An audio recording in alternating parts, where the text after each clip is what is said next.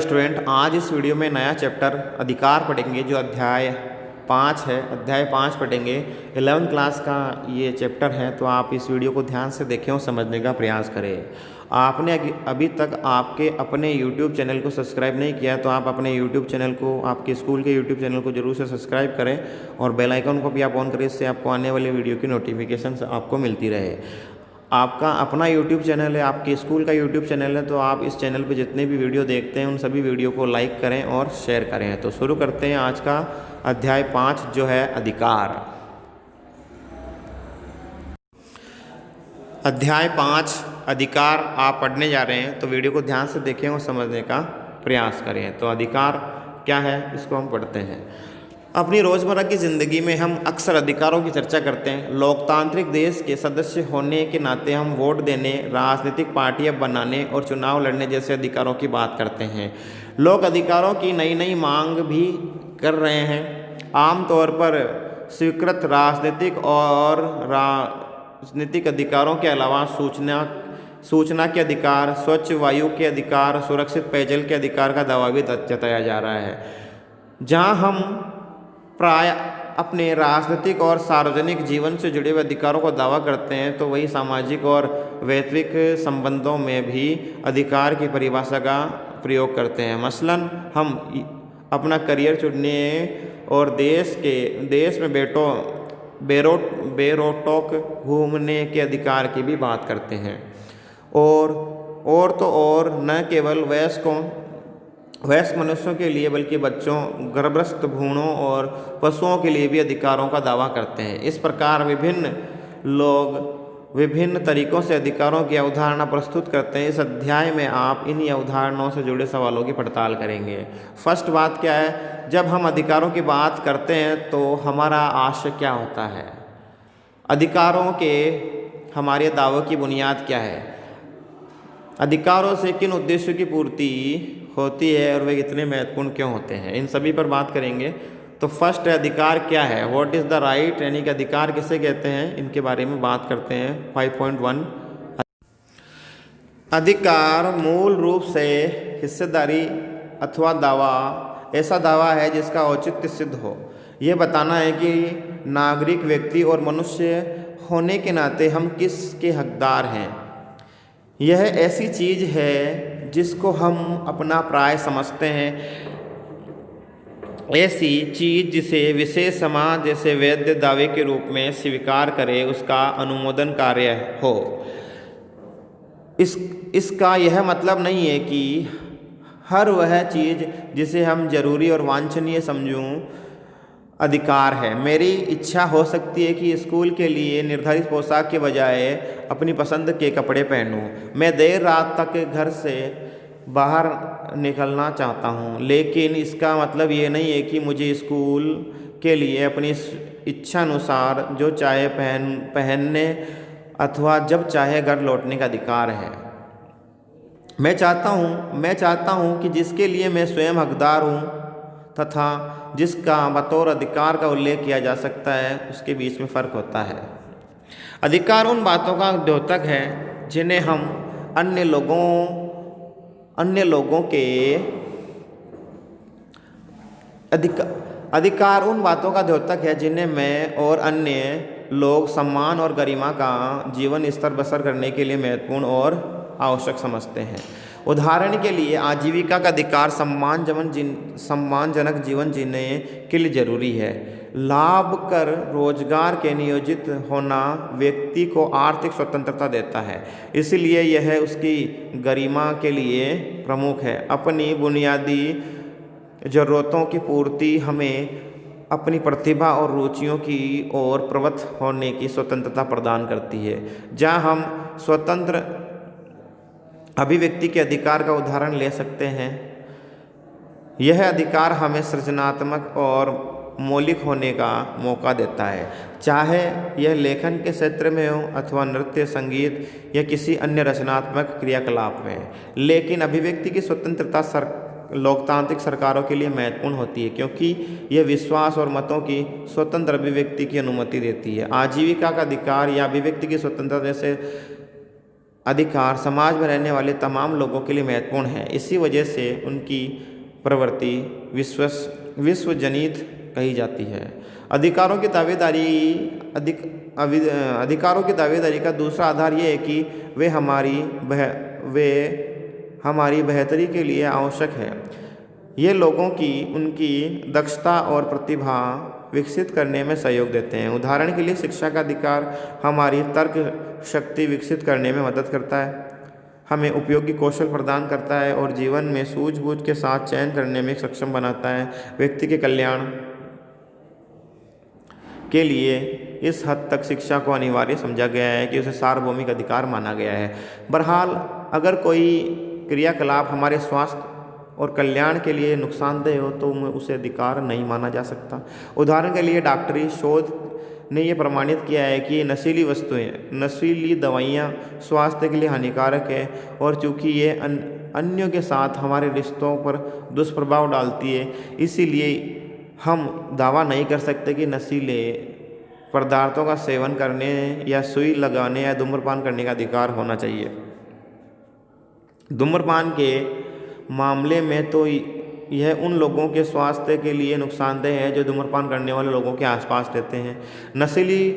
नशीले पदार्थ न केवल हमारे स्वास्थ्य को नुकसान पहुंचाते हैं, बल्कि वे कभी कभी हमारे आचरण के रंग ढंग को भी बदल देते हैं और हमें अन्य लोगों के लिए खतरा करार देते हैं। अधिकारों की हमारी परिभाषा के अंतर्गत धूम्रपान और प्रतिबंधित दवाइयों के सेवन के अधिकार के रूप में मान्य नहीं किया जा सकता। देखिए, पिछले कुछ दिनों अखबार को बाँचिए और उन आंदोलनों संगठनों की सूची बनाई जिन्हें अधिकारों की मांग करते हैं। अधिकार क्या होते हैं? यानी कि अपने हक की बात करना अधिकार है। देखिए, आपने पढ़ा इसमें कि अधिकार यानी कि आजीविका प्राप्त करना अधिकार है, घूमने बसना रहने बसने का अधिकार है, लेकिन आपको धूम्रपान करने का अधिकार नहीं है, आपको नशीली दवाइयाँ या जो सुई लगवाने का ये अधिकार नहीं है, जो नशीली इंजेक्शन है उनको लगवाने का अधिकार नहीं है। अधिकार कहाँ से आते हैं? अधिकार होते क्या हैं? कहाँ से आते हैं अधिकार? 17वीं और 18वीं शताब्दी में राजनीतिक सिद्धांत तर्क देते हैं कि हमारे लिए अधिकार प्रकृति या ईश्वर प्रदत्त है। हमें जन्म से वे अधिकार प्राप्त हैं। परिणामतः कोई व्यक्ति या शासक उन्हें हमसे छीन नहीं सकता। उन्होंने मनुष्य के 3 प्राकृतिक अधिकार चिन्हित किए। तो जीवन का अधिकार, फर्स्ट जीवन का अधिकार, स्वतंत्रता का अधिकार और संपत्ति का अधिकार। 3 ये क्या प्राकृतिक अधिकार हैं? अन्य तमाम अधिकार इन बुनियादी अधिकारों से ही निकलते हैं। जब हम इन अधिकारों का दावा करें या ना करें, व्यक्ति होने के नाते हमें ये अधिकार प्राप्त हैं। यह विचार है कि जन्म से ही कुछ खास अधिकार प्राप्त होते हैं काफ़ी शक्तिशाली अवधारणा है, क्योंकि इनका अर्थ जो है ईश्वर प्रदत्त है और इन्हें कोई मानव शासक या राज्य हमसे छीन नहीं सकता। प्राकृतिक अधिकारों के विचारों का इस्तेमाल राज्य अथवा सरकारों के द्वारा स्वेच्छाधारी शक्ति के प्रयोग का विरोध करने और व्यक्तिगत स्वतंत्रता की रक्षा करने के लिए किया जाता है। हाल के वर्षों में प्राकृतिक अधिकार शब्द से ज़्यादा मानवाधिकार शब्द का प्रयोग हो रहा है। मानवाधिकार यानी कि ह्यूमन राइट्स ऐसा कहा जाता है। ऐसा इसलिए क्योंकि इनके प्राकृतिक होने का विचार आज अस्वीकार्य लगता है। ऐसा मानना भी मुश्किल होता जा रहा है कि कुछ नियम आदर्श हैं जैसे उन्हें प्रकृति या ईश्वर ने रचा है। अधिकारों की ऐसी गारंटी के रूप में देखने की प्रवृत्ति बढ़ी है जिन्हें मनुष्य ने एक अच्छा जीवन जीने के लिए स्वयं खोजा या पाया है। अधिकारों के पीछे मूल मान्यता यह है कि सभी लोग मनुष्य होने के मात्र कुछ चीज़ें पाने के अधिकारी होते हैं। एक मानव के रूप में हर आदमी विशिष्ट और सम्मान का महत्व होता है। इसका अर्थ ये है कि एक आंतरिक दृष्टि से सभी मनुष्य समान है और कोई भी व्यक्ति दूसरों का नौकर होने के लिए पैदा नहीं हुआ है। सभी मनुष्य एक आंतरिक मूल्य से संपन्न होते हैं और उन्हें स्वतंत्र रहने तथा अपनी पूरी संभावनाओं को साकार करने का अवसर मिलना चाहिए। इन विचार का इस्तेमाल नस्ल, जाति, धर्म, लिंग पर आधारित असमानताओं को चुनौती देने के लिए किया जाता है। अधिकारों की साझेदारी पर संयुक्त राष्ट्र ने मानवाधिकार का सार्वभौमिक पत्र बना है, सार्वभौमिक अधिकारों का पत्र बनाया है। यह उन अधिकारों को मान्यता देने का प्रयास करते हैं जिन्हें विश्व समुदाय सामूहिक रूप से गरिमा और सम्मानजनक जीवन जीने की आत्मसम्मान से परिपूर्ण जिंदगी जीने के लिए आवश्यक मानता है। देखिए, मानव अधिकार क्या है? मानव अधिकार किसे कहते हैं? मानव अधिकार आपको मानव होने के नाते दिए जाते हैं। देखिए, मानव अधिकार और मौलिक अधिकार में अंतर क्या है? मानव अधिकार वे अधिकार होते हैं जो किसी भी मनुष्य को मनुष्य होने के नाते जो अधिकार मिलते हैं। आप मानव हैं, आप ह्यूमन हैं, आप इंसान हैं, आपको जन्म लेने के साथ ही जो अधिकार प्राप्त होते हैं वो क्या है? वो मानवाधिकार है। मानव अधिकार कभी भी किसी देश की सीमाओं में बंधे हुए नहीं रह सकते। मानव अधिकार कभी भी किसी देश की सीमाओं में बंधे हुए नहीं होते हैं। यानी कि चाहे कोई व्यक्ति जन्म ले रहा है, वो कहीं पर भी जन्म ले रहा हो, क्योंकि उसने जन्म लिया है, उसको जन्म लेने के साथ जो उसको अधिकार प्राप्त होते हैं वो मानवाधिकार होते हैं।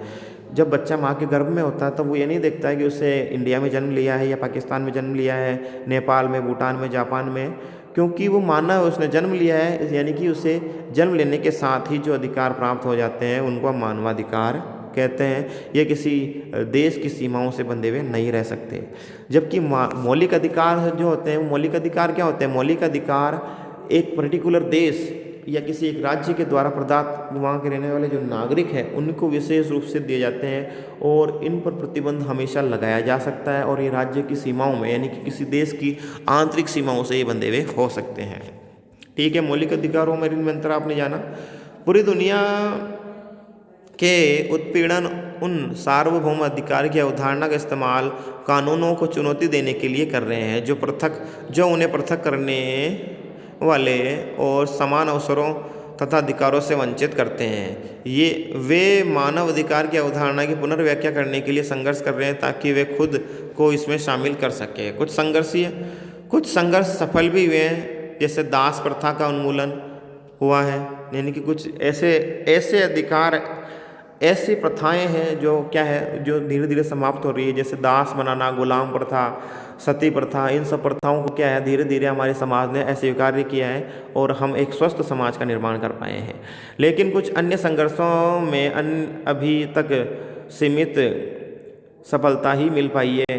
लेकिन आज भी अनेक ऐसे समुदाय हैं जो मानव को इस प्रकार परिभाषित करने के संघर्ष में लगे हुए हैं, जो उन्हें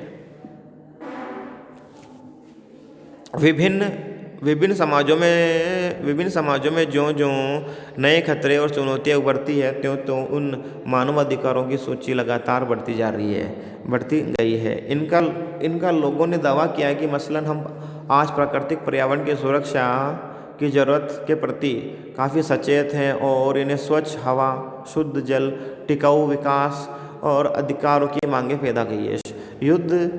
युद्ध प्राकृतिक संकट के दौरान अनेक लोग, खास कर महिलाएं, बच्चे या बीमार, जिन बदलावों को झेलते हैं उनके बारे में नई जागरूकता ने आजीविका के अधिकार, बच्चों के अधिकार और ऐसे अधिकारों की मांग भी पैदा की है। जैसे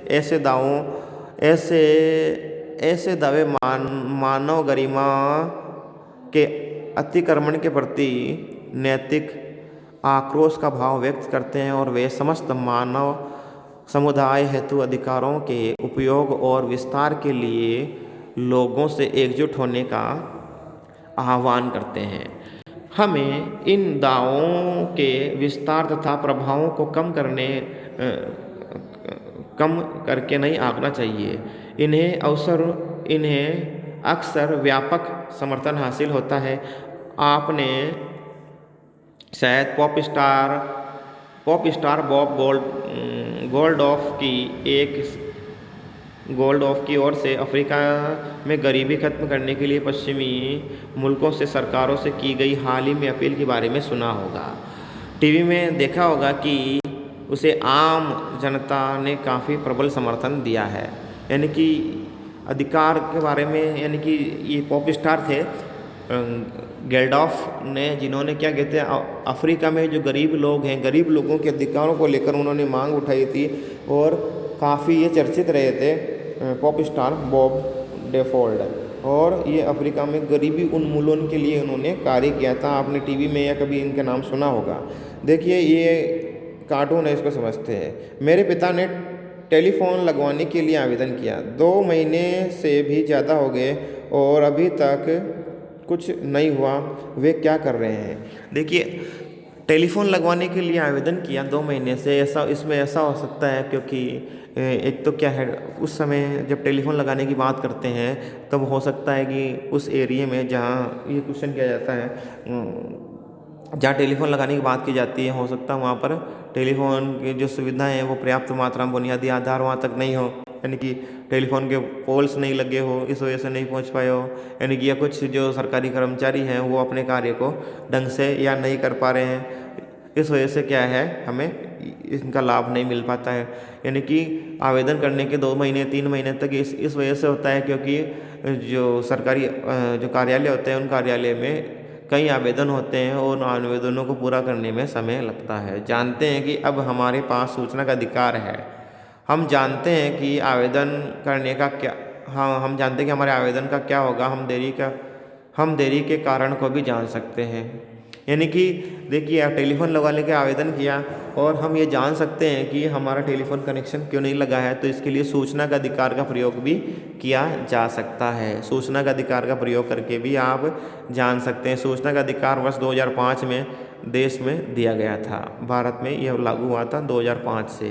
तो ठीक है, आज आपने अधिकार के चैप्टर को आज कुछ पढ़ा। अगले वाले वीडियो में इसी के कुछ आगे वाले भाग को पढ़ेंगे। अगले वाला भाग है कानूनी अधिकार। यहाँ से हम कल पढ़ेंगे जो है आपका ये कानूनी अधिकार और राज्य सत्ता, इसके बारे में अपन कल जो है कानूनी अधिकार और राज्य सत्ता, यहाँ से अपन कल पढ़ेंगे। तो आज के लिए इतना ही, मिलते हैं फिर से नए वीडियो में। थैंक्स फॉर वॉचिंग, धन्यवाद।